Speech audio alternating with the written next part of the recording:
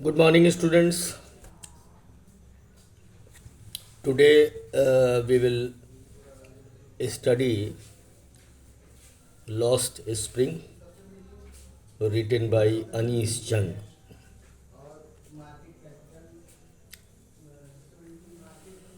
Once again, I welcome you.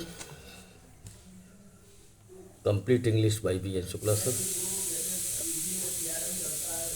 Anis Jung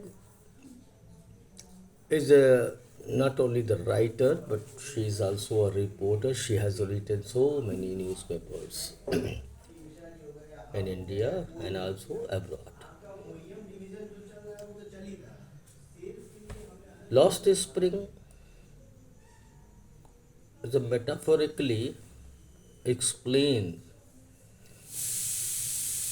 spring is a representative of childhood, the beauty of childhood. And the lost, it means the beauty of childhood is somewhere lost. In this chapter, she described two protagonists. One is Sahibe Alam and other is Mukesh. Although they lived different uh, different areas, but the condition of these two child is the same. इसमें दो part हैं. एक part की बात करें तो साहिब आलम और दूसरा पार्ट है मुकेश. साहिब आलम कौन है, थोड़ा इसके बारे में जान लें. आपको ये जानकारी होगी कि 1971 में बांग्लादेश जब अलग हुआ, उस समय वहाँ से करीब 10,000 रिफ्यूजी दिल्ली के सीमापुरी इलाके में आके बस गए. और उन सबों ने जो यहाँ के दूरस्थ इलाके थे, खाली स्थान, उसी पे आके सबों ने टेंट वगैरह लगा के बस गए. रैन बसेरा वाली ज़िंदगी उनकी होती थी और उनकी ज़िंदगी का बस एक ही सोर्स ऑफ इनकम था. वो था रैग पिकिंग का काम करना. तो इसी रैग पिकिंग, जो उनके घर के बच्चे होते हैं रैग पिकिंग करते थे, that is the source of their family. और अनीस जंग साहिबा की मुलाकात इसी में दिल्ली में साहिब आलम से हुई.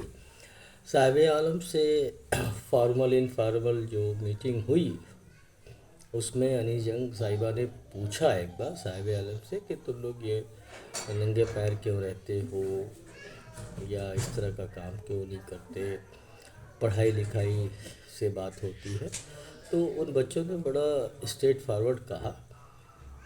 उसके जो ग्रुप के एक बच्चा था, उसने कहा कि हमारे वहाँ एक कल्चर है, एक मैनर है कि शूज़ वगैरह नहीं पहना जाता है. तो इससे एक चीज़ तो पता चलता है कि कुछ हद तक सेल्फ कॉन्शियसनेस है और अपने को किसी भी हालत में डिग्रेड नहीं करना चाहिए.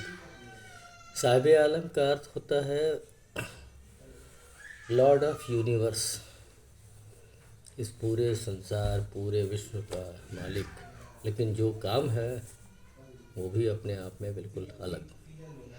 तो साहिब आलम से एक बार उसने प्रॉमिस किया कि अगर मैं स्कूल खोलूँ तो क्या तुम स्कूल में पढ़ोगे. तो उसने सिंपली कहा कि बिल्कुल पढ़ेंगे.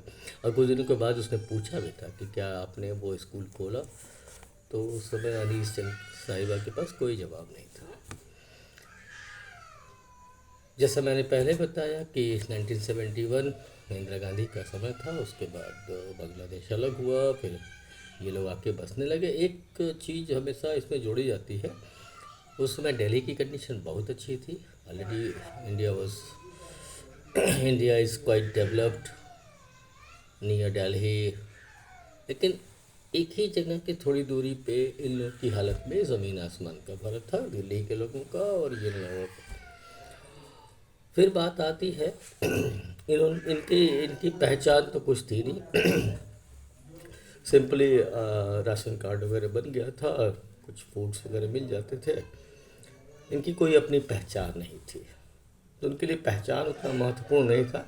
उनके लिए दो वक्त की रोटी ज़्यादा महत्वपूर्ण थी। साहिब आलम की एक बड़ी ख्वाहिश थी कि टेनिस खेलने की, तो वो तो सपना संभव नहीं था, क्योंकि उस ज़माने में टेनिस प्लेयर होना या टेनिस खेलना वो रईस लोगों का काम था। तो एक दिन उसको टेनिस के यूज्ड शूज़ मिले जिसको वो पहना था, तो दैट वाज हाफ, आप कह सकते हैं उसका हाफ ड्रीम तो पूरा हो गया।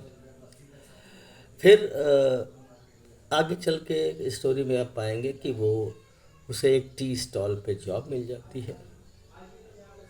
800 रुपये महीने मिलेगा, खाने पीने को मिलेगा।